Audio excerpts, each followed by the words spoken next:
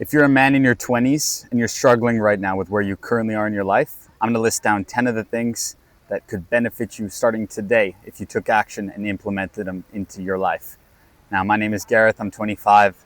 I've lost my father. I've gone from skinny, no muscle to muscular in shape, losing it all and getting it all back again. And these concepts were passed over from a buddy of mine, Dan. Shout out to you. And I just want to share my honest, vulnerable opinion about all of them in case they too can benefit you today.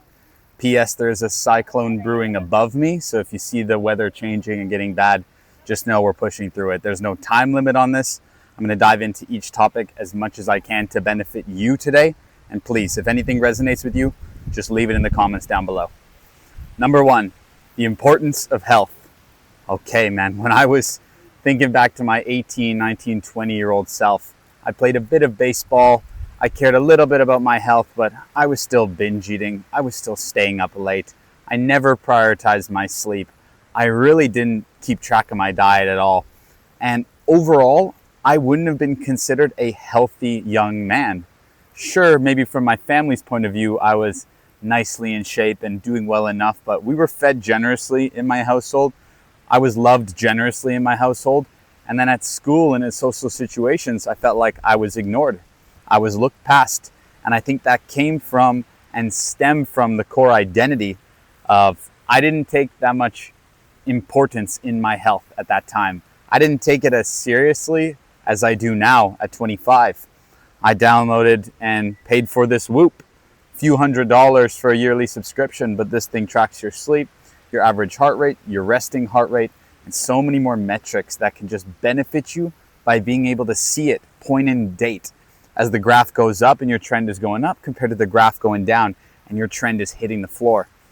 That alone is worth the investment for me. But you combine that with going to the gym 3 times a week, eating and maintaining overall a healthier diet, including less processed foods rather than ultra processed things like McDonald's, fast foods, you name it. Most restaurants don't even use the cleanest of ingredients. Not enough strength training, lack of quality nutrition, and poor sleep are the 3 main contributors to your health and longevity as a young 20-year-old dude. And I'm speaking to you from the perspective of a 25-year-old who's been through that shit, that's telling you, you don't have to make the same mistakes as I did. If you can take a grasp on your importance of health at your age, you're instantly going to stand out from the pack. And although at the current moment you may feel like a bit of an outlier, maybe a lone wolf perhaps for doing so, you're actually going to gain even more significance amongst your peers because you're the one doing something different. When all the white sheep in the herd are going this way, you're the black sheep who's going to go this way. Choose to follow their own path, which in reality is health and wellness.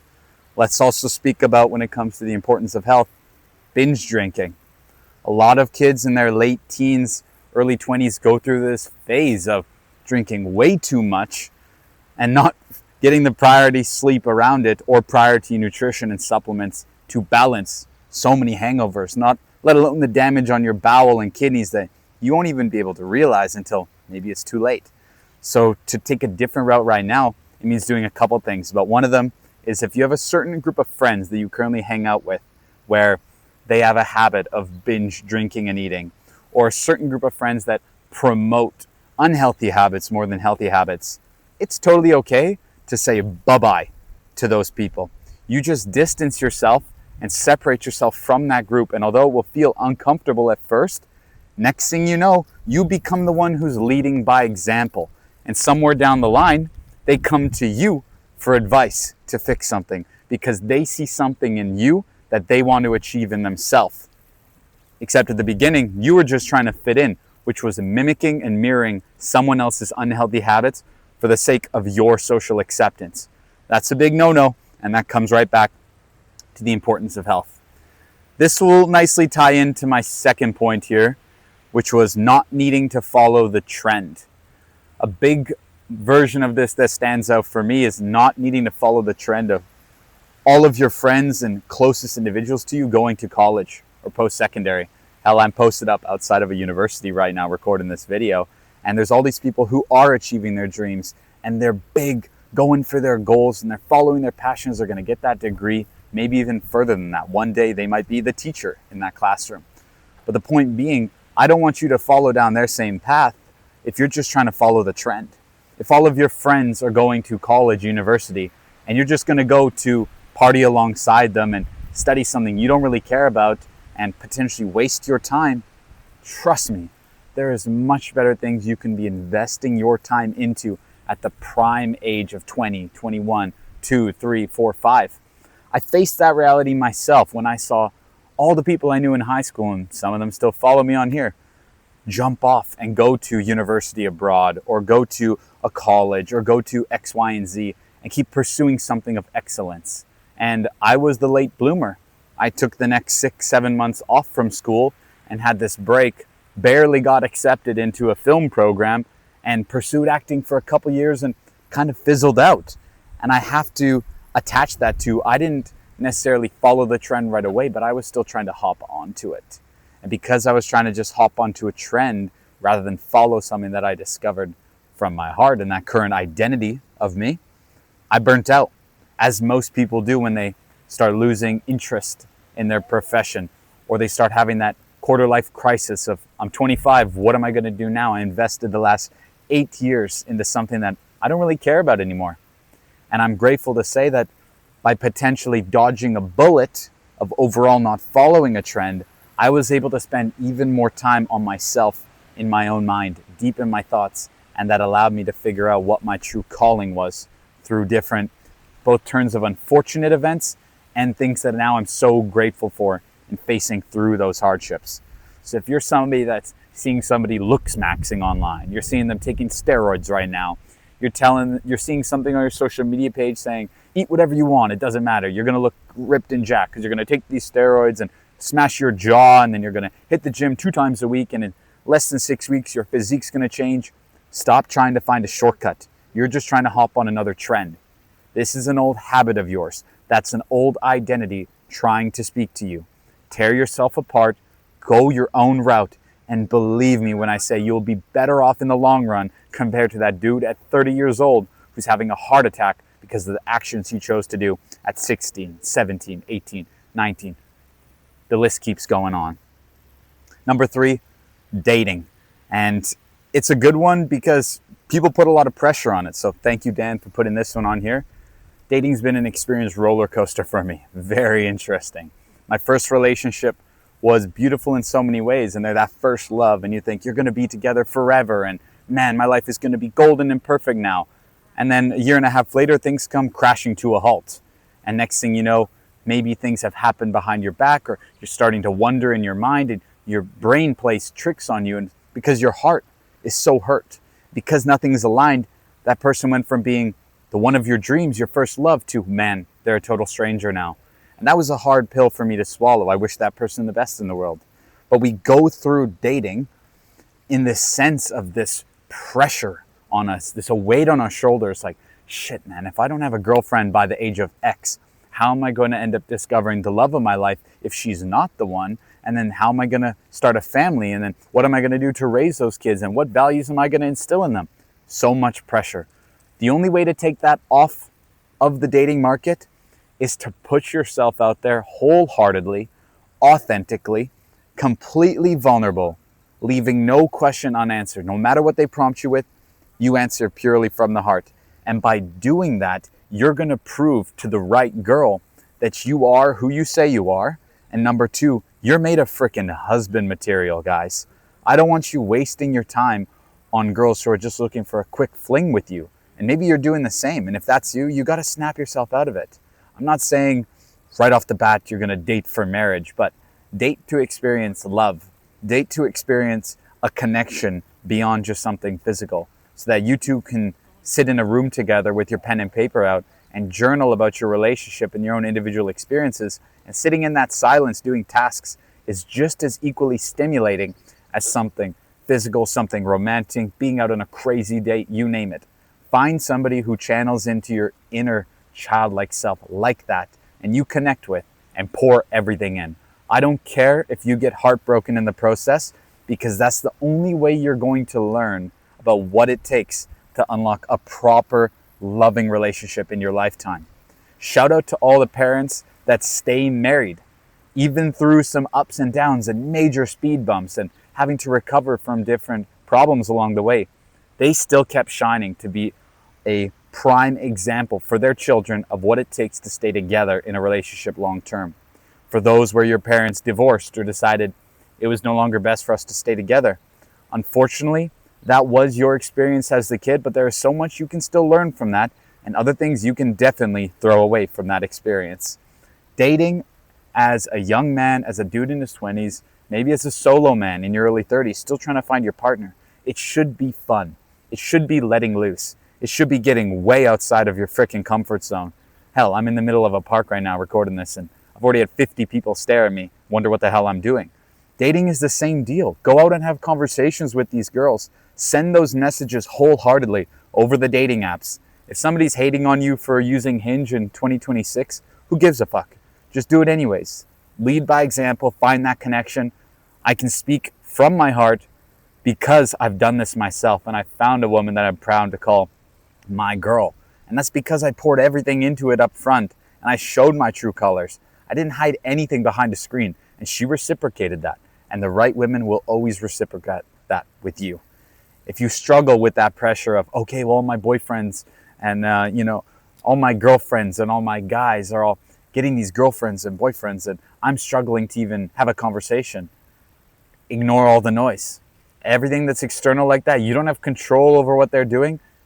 Eliminate the noise. Your signal, what you can focus on, is the reps you put in towards finding the love of your life, which is having those uncomfortable conversations, which is shooting off those confident DMs, which is expressing interest, no matter how uncomfortable it might feel at first.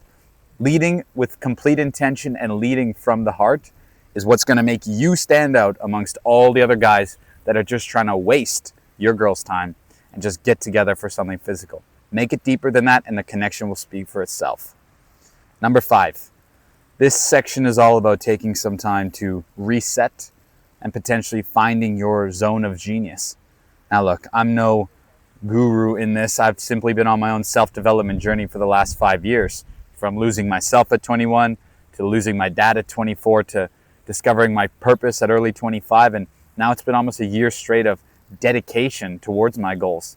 But it all starts with uncomfortable action and resetting and pressing stop when you're not proud of the actions you're committing, when you're not proud of the routine you share every single day, when you're not proud of the conversations you're having with the people you love in your life, when you're not proud of your actions and your habits towards working on a day-to-day occasion. All of those are going to keep you in the same feedback loop that leads to fucking nowhere. The only way to break out of it is be like that cyclone and whip yourself out. And by whipping yourself out of the pattern, you're going to throw yourself in a loop where now it's time to find your zone of genius. So now you've taken that time to reset because you've chosen to, not waiting for someone to fall into your lap. You've chosen to take that time, enjoy that silence. And now when it comes to discovering your zone of genius, this is where you can thrive, no matter what you choose to pursue in your life. For me, I found that I received the most amount of joy and fulfillment from helping other people, and especially guys who are somewhere along my journey or even a little bit further, break down their limiting beliefs and help shape them into a brand new person that they're proud and excited to show up as every single day by rewiring their identity and holding them accountable for their actions. My dad was the coach on my baseball team all of my life. And even though he might have been hard to me sometimes and definitely was a little bit lighter on everybody else, that instilled that feeling of, hey, that burning desire to be a coach is somewhere inside of me too. And when he passed on to the next world, he passed that down to me. I wear his wristband every single day. It says, fuck cancer. That's because he's a part of me now. So that coach, that spirit lives on, and it's hungry. It's hungry to help. So that may become my zone of genius over time. And I can't wait to look back at this video in a year, 5 years, 10 years, and see the progress I've made. But finding your zone of genius is all about diving into your creative spirit, your creative mechanism, your imagination, the thing that still makes you feel like a child, the thing that makes you stand out in a world full of copycats. You know what I mean? That's where your zone of genius lies. It doesn't have to be in front of the camera like I'm doing, but it sure as hell leads a better example if you're going to show up for that in a public fashion like social media, rather than playing behind the scenes and keeping quiet. But with that being said, if you're going to build in private, just make sure you're also documenting that build. You don't have to post it at the beginning. You don't have to post it till way down the line. But I want you to keep building yourself up in private to become that person in public that is their own zone of genius, that does show up for themselves relentlessly, no matter what anybody else thinks. That's when you know you found something beautiful. And you channel in that energy, you align it through rewiring your subconscious mind and identity pattern. And next thing you know, you're that person every single fucking day. And that's something to be proud of. Number 6, this is the importance of respect to people that you don't even know and being empathetic. This has been a beautiful talking piece for me to dive into today, because working in hospitality again after being gone from it for a year, I was getting less steps, having less conversations, and I wasn't necessarily the best version of me when I was in my agency the last year. But that's no shade to that style of work. It's just not so much a social thing. You would work when you're on set with the clients, you'd work with your business partner, you'd work with your friends, but you weren't constantly having conversation with strangers every single freaking day in person. Coming back to working in the restaurant and being a waiter, it's all about working on your feet. Be fast, quick fire with the questions, quick to know your knowledge, quick to inspire somebody, quick to share a story. And having to channel back into that has made me so respectful to people I don't know. I'm no longer getting upset with, unlucky things that happen to me. I'm no longer getting upset with customers that are pushing me the wrong way. I'm being empathetic towards everybody, whether they're my best friend or I barely know them. And that's changed everything, because now I could walk up to a stranger here in this park and say, hey man, how's it going? And have a genuine conversation and ask the type of questions where I'm going to learn something great from them that's going to leave both of us better than before that conversation happened. That would have been much more difficult to achieve if I was still stuck in that old version of me, that wasn't committed to those actions. So if you can find that deep down respect for people that you don't know and treat every single person like they're your brother, like they're your sister, like they're your grandmother, like they're your grandpa, and just spread that love, even whether they voice it or not, that energy is felt and that energy will be reciprocated back to you, whether you realize it or not. And you can't expect it to happen overnight, but you simply just can't predict these things. Holy shit, the storm is picking up. I don't know if you guys have got a great view yet, but it's pretty trippy from my end. You can definitely see that twirl. Okay, number 7. This is all about the value of maintaining strong relationships with your parents as they get older day by day. This is a topic that hits close to me, because every time my dad used to ask me hey, do you want to go hit some balls at the driving range? Or, hey, do you want to go play around a golf? Or, hey, do you want to come watch the show with me in the living room? Or, hey, your mother and I want to do this with you today. Are you going to come? There was a major phase in my life where, from the ages of basically 18 to 22, 23, I was succumbed and, vacuum sealed to the computer screen and video games. And that was my version of escape with that traumatic experience of, your father being diagnosed with cancer. It's going to be terminal with less than 3 years to live. What does your life look like without a dad? What other conversations haven't you had with him? How's this going to impact mom? How are you going to have to step up as the man of the family? All these questions. I say this point because if you can maintain a strong relationship with your parents now, while they're both alive, you will be left with no regrets when they eventually do pass on. And that's the unfortunate reality of this thing. Life is not infinite. It is very much so finite. And if you can value the price of every single word you share to them that's from the heart. You can value every single conversation with your mom as if it's your last. When you say goodbye to somebody, you mean it from the depths of your heart, as if, that's it. If I said goodbye now, I love you, and I never saw them again, I would be content.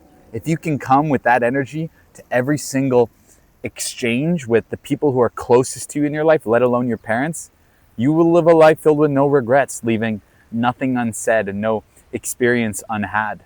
But if you choose to separate yourself intentionally, whether you're realizing it or not, to video games, to distractions, to drinking too often with your homies, not listening to your parents when they recommend something to be safe to you. You name it, you're doing it. That's the type of compounding effect that's going to leave you losing those people in your life closest to you and wondering, shit, what could I have done differently? I mean, a big thing that I had to get over myself was I chose to go on a trip with my friends, who I love, my best friends in the world. And we went off to an island to have this little time away because I was visiting my dad 2 days a week in hospice, driving 50 minutes at a time to go see him either way, and just struggling because you're seeing him physically and mentally deteriorate in this hospice bed every single day. No longer having those conversations, can barely remember your face, and it's just heartbreaking. So I said, yeah, sure, let's go on this trip. And of course, the last time I saw my dad, I said, I love you. I said, keep pushing, keep being strong, keep fighting. I said these things. But I was on that island just finishing eating dinner when I got the call from a family member, not even my mom, saying, just want to let you know, Garrett, that we were all by his side when it happened, but your father has passed on and he loved you so much. And I just started crying, right? I muted my mic and I just started crying because that was not something I would wish upon anybody else. First, to lose your father at such a young age. It's not fair to any young man. Wasn't fair to me, but it's not an excuse to not show up. And number two, to not be there by his side when he passed on, sharing that final breath. I'm never going to get that opportunity again, right? That moment has come and that moment is gone. All I'm left with is the lessons I'm choosing to take from it and learn. And, the sun's shining right now on this crazy day. I feel like he's here right next to me. He's supporting me with his hand on his back. I'm wearing him on my wrist. But if you have that mom, that dad, that relationship in your life where you haven't spoken to them in a while, tensions are high. Maybe the last time you said something, you got into an argument, you fought, you left on bad terms. It's been months. I don't care. Send them that message from the heart. Don't necessarily say that you're asking for forgiveness, but you say that you forgive them. Even if they were in the wrong, you forgive them for whatever's happened. I'm just wishing you love and support as my mom or dad, and I really want to connect with you guys again. Can we have a call? And strengthening that relationship right now while those people are still so precious in your life. Hell, they raised you. They brought you into this world. Just mend that relationship. Trust me, your life will be better off with it in the long run. Number 8, dopamine distractions and the invisible harm it's having on your brain as a young 20-year-old man and overall your well-being because of it. It's no word of a lie.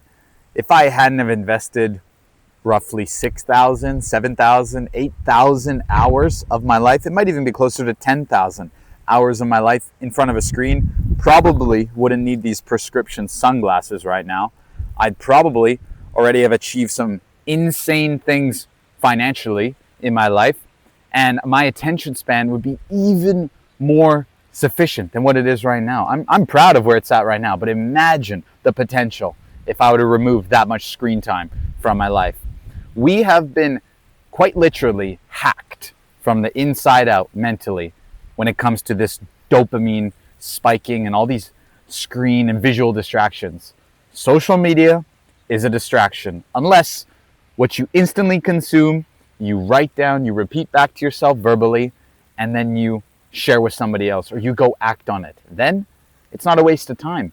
But if you're the guy who's stuck doom scrolling and you found this on your feed and you clicked in, or you're the dude who's stuck in a constant feedback loop of just watching and watching and watching and watching and watching and never taking actions, these type of dopamine distractions are the exact reason why you haven't achieved or even just gotten closer to or even gotten off the starting line towards your goals yet. That's why you're still at square one. Because if you identify your daily schedules on average and your attention especially, you're going to realize very quickly that you spend the majority of your time wasted on dopamine distractions that just drain you rather than recharge you. They don't make you a better version of you. They're harnessing your information, your attention, and manipulating it back to you in the form of ads, different propaganda, and whatever you choose to interpret it as. So allow this little reminder to be a warning that if you're the guy who's spending too much time playing video games, you're the guy who's spending too much time wasting time on dating apps, you're the dude who's spending too much time doom scrolling on social media, TikTok, Instagram, whatever, you name it, Twitter.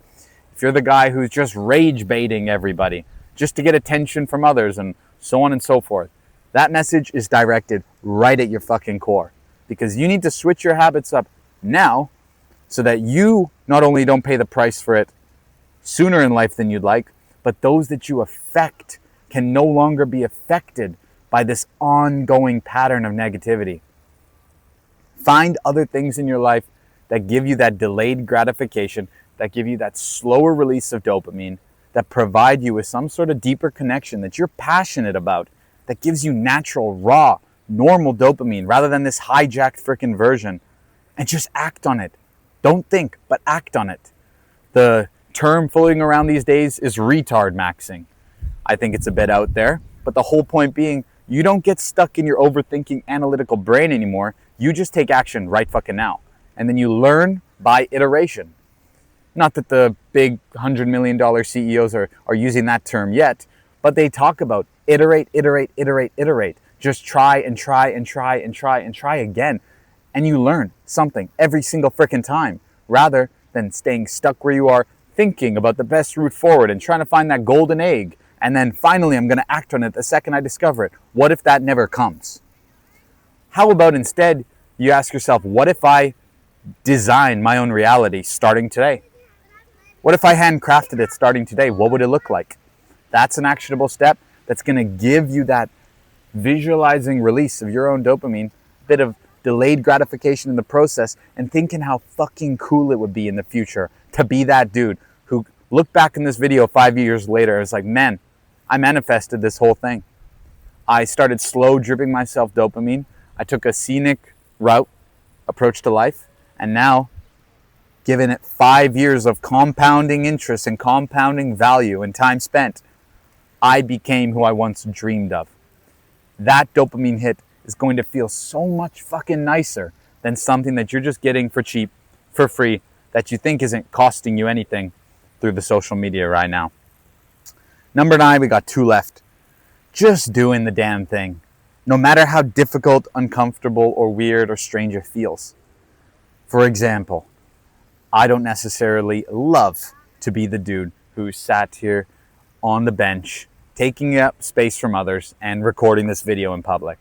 I don't love to be the guy that's getting all the strange looks and the weird scowls on their face and what the hell is that guy doing over there? I don't love to always put myself out there every single day. I'm one of these strange introverted extroverts depending on the day where, don't get me wrong, some days I feel like I genuinely could be the life of the party and I'm showing up authentically. And other days it's putting on a bit of a mask, and that never feels right. That's the introvert coming out that just wants to hide in the room and play video games. But if you can just stack enough days in a row where you're doing the damn thing over and over and over again, and you're learning by example, and you're learning in real time what works and what doesn't work, people are going to notice. They're going to think, man, that guy's fucking cringe, until it works. They're going to think, man, why is he wasting his time doing that, until you start getting paid for it. They're going to be like, man, this guy can barely speak to the camera in this video. What a loser. 3 months later, man, how does he speak so eloquently? How does he speak with so much conviction? I want to speak like him. You see what I'm saying? Everybody on the far end of that equation received those results from just doing the damn thing and not staying stuck at the fucking beginning. They love taking risks because they love what potential it has to offer them, right? The more risks you take in your personal life at a young age, 18, 19, 20, 21, you're going to learn so much faster than starting all this shit over again at 40. Finally escaping from the corporate world and being like, okay, I'm ready to do something on my own. If you have that feeling now at 21 and you don't like your desk job sat under the fluorescent lights, the time is now to act. But you have to be clear with your routine. You have to do that deep inner work. You have to rewire your identity into who you want to become. And most importantly, you got to embody it already today in one way, shape, or form. Today, you are that person. Yes, you may not have the $50,000 in your bank account yet, and you may not be completely debt-free yet, and you may not be with the degree level of education you wish for, but I'm going to embody and act and walk around with my shoulders back, with my neck up, with my chin up, and my voice loud and proud of that person. And if I do that enough times, I start getting into the room with the people that I once thought was impossible. Because you're now not only walking the walk, but you are talking the talk.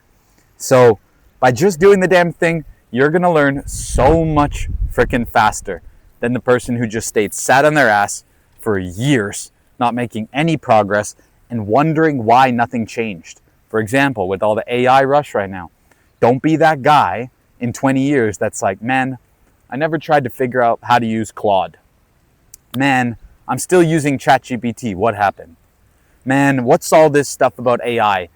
You know, it's not going to take over the world, right? Make yourself aware of these things that are going on in our social lives that we can't help but see on social media and act on them. Voice your opinion. Do you agree? Do you not? Share your thoughts. You never know who can benefit from it. And by just doing the damn thing, no matter how difficult, uncomfortable, weird, strange, opposite it feels from who you think you are, you're going to figure it out in the process. And people will judge you. People will voice their opinions at you.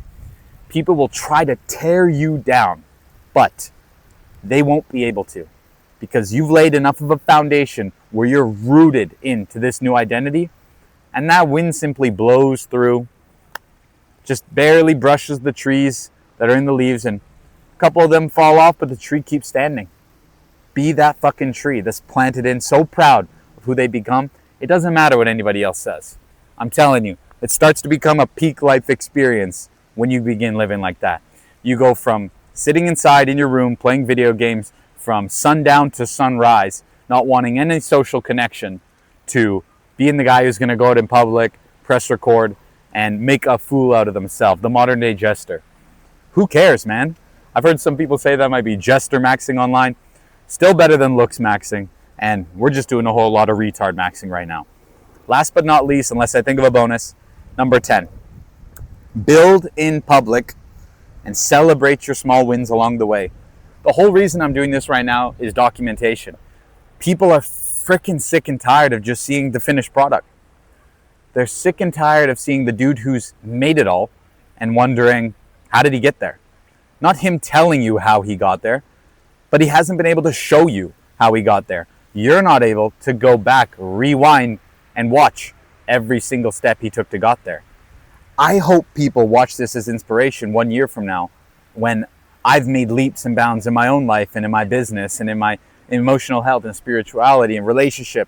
All these cases, going through so many hardships, digging myself out of different holes, but my head stayed above water the whole time. And I made it out, and I prospered, and I evolved, because I carried this level of celebrating my small wins every single step of the way. Moving here to New Zealand, for example, was a dream come true. My girlfriend and I quite literally manifested this reality for ourselves. Not to tell you that it hasn't been difficult sometimes, that her and I haven't struggled in different ways individually or as a unit while we've been here. But at the same time, we've experienced so many beautiful blessings that I'll forever be grateful for in just 7 months here. And what a blessing it is to be alive, to wake up one more day and have that challenge and problem to work through, to become better, rather than, shit, I got everything set and nothing to work on anymore. What a waste of time. Waste of an existence, if you ask me. Instead, build in public, document that building process, tell everybody the highs, the lows, where you're struggling, and what they can do to improve in those exact same scenarios. And at first, just document it all. Be kind of like a reporter on your own journey. But then, as you build your own credibility, if you already have this underlying skill or degree or you name it, certificate, whatever, if you already have that credibility, now slowly but surely as you build the audience, you can start stacking that credibility with your authentic self. And as a combination of the two, become an authority in either a brand new space or a space that's already well known. That's how you'll mesh into the market. That's how you'll make your name heard in rooms. And hopefully you start becoming that small fish again in those rooms with a lot of big fish that you can learn from, absorb, be like that sponge. And always just celebrate those small wins along the way. I don't care if you think it's embarrassing. I don't care if your small win was just, I got out of bed today and tried.